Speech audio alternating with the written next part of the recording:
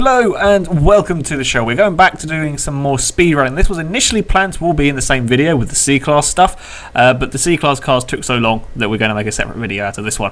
Anyway, we start today with a Hummer H1. This is not your traditional speedrun car, I'm going to be honest. No. It weighs 8,000 odd pounds and it has all the aerodynamical properties of a barn. So, you know, this is never going to be the fastest car in the world. Now, we could sit here and put a lot of engine upgrades into it. The fact is, though, we wouldn't really get it much past B class. You might just about get it into A class. Yeah, you're not going to get it hugely fast. I don't know, we probably should have done that. But you're never going to get it particularly fast because it's a ridiculously big, heavy... It's designed for stopping bullets and stuff as opposed to going fast. So instead, what we're going to do is cheat a little bit. As you can see, we have a Bugatti Veyron, which is being driven by Daniel. It is going to push the Hummer. This is a completely standard Hummer. Okay, there has not been any upgrades in the Hummer at all. Your Veyron had quite a lot of upgrades, I think. Yeah, I think it was maxed out. I think it was R19 something or other, but yeah, it was maxed out. Just to give that a little bit more of an advantage, especially for the Veyron, because pushing an £8,000 car, even with 1,000 horsepower, is a bit tricky. Yeah. Now, the reason we're using the Veyron is simply because it is four-wheel drive, and that is quite important in this. We need the stability that comes with that. Also, it is quite a large car. It's quite a wide, quite a tall car, which gives it a better sort of chance of pushing the back of this Hummer. As you can see, it is not easy. No. You can see the Veyron moving all over the place there.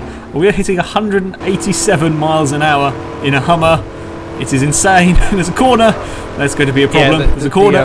Ooh, got round it. We actually made it. I didn't know. I didn't realise where the corner was. And also Alex said, "There's the corner," and by that time we're already going around it. Because obviously in front of the Hummer you cannot see anything. Yeah, when you were behind there, I mean, it was bad enough when I was following the Transit quite closely in the speedruns. Right behind the Hummer, can't see at all. Now, there is apparently a gap in the fence there, which I didn't realise about. Yeah, we didn't see it. That somehow spun your car out. That one never made sense to me. I don't know. I think it was the shock from your, I don't know. Yeah. Forza physics. It's something like that. Anyway, we carried on, and it is a little bit late. As you can see how much the Veyron is moving about there when it's trying to push the Hummer. Now, lag does play a bit of a part in this. Big lag issue. As the car sort of moved tiny amounts, because of lag, make it really, really difficult. Luckily, because the Hummer is so big and you've got such a large area to aim for at the back of it, it's not too much of a problem. Now, this is, I can't remember, this was our sort of third or fourth attempt. Again, this is still with the completely standard Hummer. Even with all the power of that Veyron, it was still tricky pushing this thing. I mean, the Veyron on its own will probably hit, what, 260 odd, I would imagine? I think 270, something like that, I did. Yeah, the Veyron is very, very fast. It'll easily go past 200. We don't really have a sort of a target for this Hummer in mind. It was just see how fast we could get it. If we get to 200, that was a bonus. As you can see now, 190. God, he's running out straight. So close to this. 194. Lag did play a big part in this run, especially because there was just one bit of lag, which I reckon dropped us about 4 or 5 miles an hour. Possibly. Because as we go around the corner, massive spin and crash. There was a big crash. Tyres. Oh God! Really good replay cameraing there, game. Thank you for that. Just as the thing hit the wall, the camera decided to change. Yeah, that was a nasty crash. I probably should have put up. I wonder what the G-forces would have been on that crash. That'd have been interesting. That one was particularly nasty. As you can see, though, not really much damage to the Hummer. No. In real life, that car would now be in 2. Yeah, there would not be very much left. If this had been in Rigs of Rods, there would not be very much left of the Hummer. Anyway, seeing as we did a few more runs and we couldn't get it to go any faster, so what we did is we took out some weight from the Hummer. The Hummer now weighs £6,000. Still having a few issues, as you can see there. That was a bit of a lag. Sidewaysness there. Lag issue. I like how when you do the racing upgrade on the Hummer, it loses 2,000 and a bit pounds. That's like taking a Ford Fiesta out of your car. It's ridiculous how much weight you can cut out of this thing. It's still an F-Class car, still absolutely not touched the engine at all. As you can see, the Veyron is having some issues. It's gone. And there we go. There was some more issues, yes. I love that shot. That was just me being a total idiot and not being able to drive a car in a straight line. Yeah, that was my fault.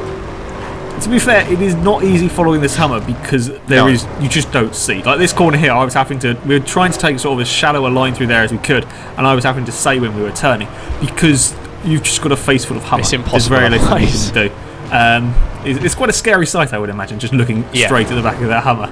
Anyway, I think this is the second run with the Lightened Hummer, and already we're hitting up to 170 miles an hour. Admittedly, we shouldn't be saying 170 miles an hour in a Hummer in any way, but it's not under its own sight. power, so it's not technically the Hummer doing it, but it is a Hummer doing.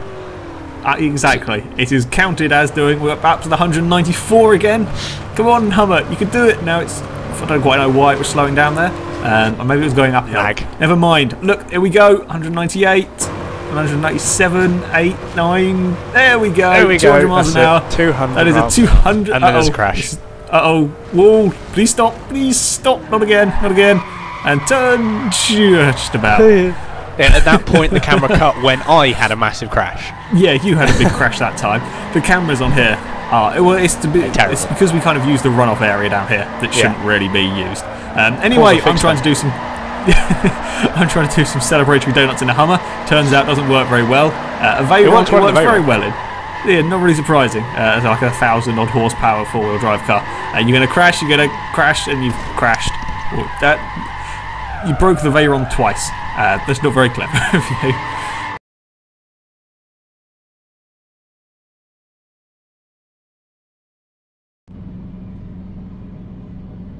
So, our second part to this challenge is a slight bit mental. I'm going to be honest. This one is probably one of the trickiest driving things we've ever had to do on Forza 4.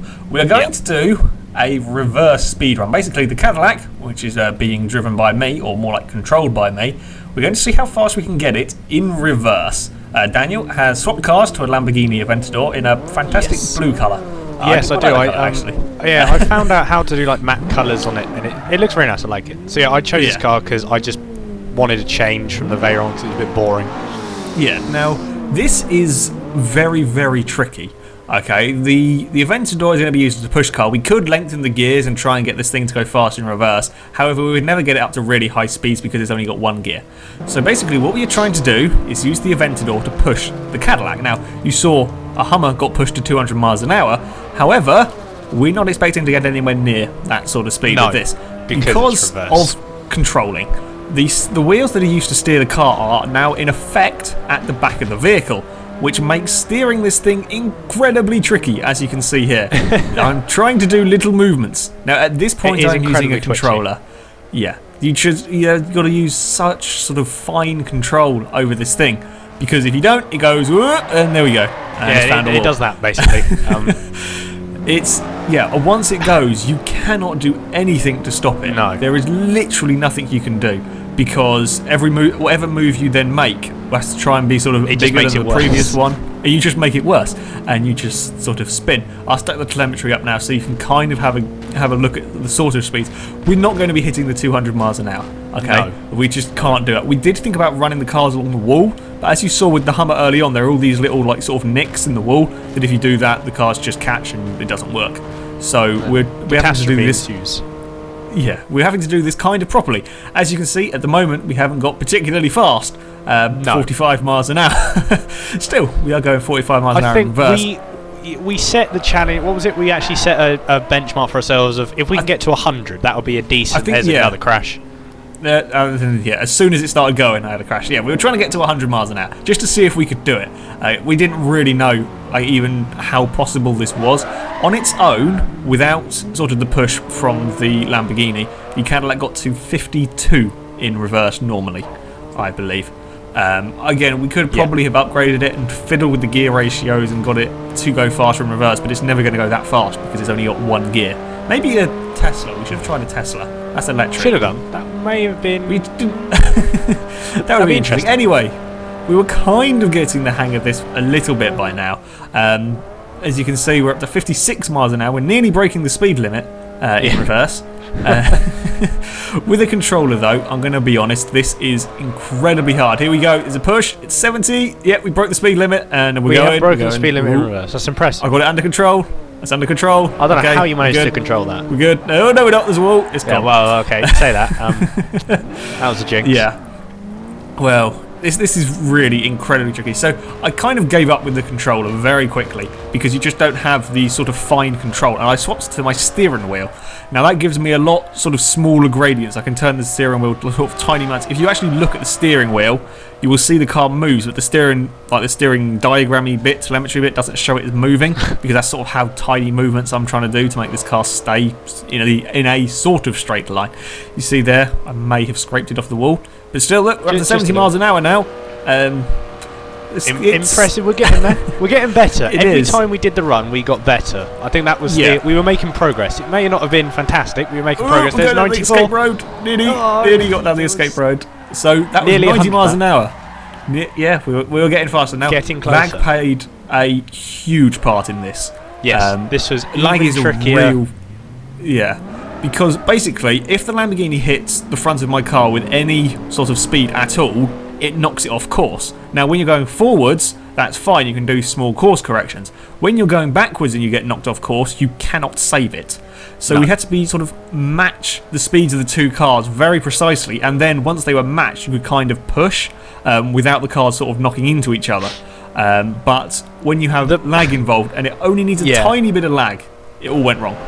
Yeah, as you can see that is literally what you just saw there. What it will do, that I will move up to the car, and it is just the tiniest amount. And what the lag does, for whatever reason, it seems to think that the cars are actually bigger than what they are, and also it would just push me away. It did that. I mean, God knows how many times it did that. It was really frustrating after a while, and it kept doing it.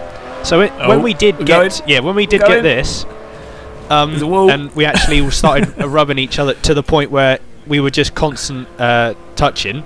I booted it in like third gear, regardless where we went. I just booted it just to see how fast we could get. It was kind of a case of try and make the most of it before the car hits the wall. So we've hit 100 miles an hour now. As you can see, just about keeping it 120 miles an hour. Before it got into a wall, somehow just about Daniel's dying over there. Just ignore him. Can you die more quietly I'm better when we're recording a video? Oh dear. So the run's continued. Up to 100 miles an hour again. We're going to go past 120. Can we get 125? Oh, it's gone. Was that 124 or 125? That was 125 miles an hour on that run. Wow. That was quite impressive again. Yeah, we were getting small speed, so we kept going to see if we could get it even faster, which is quite tricky. It is.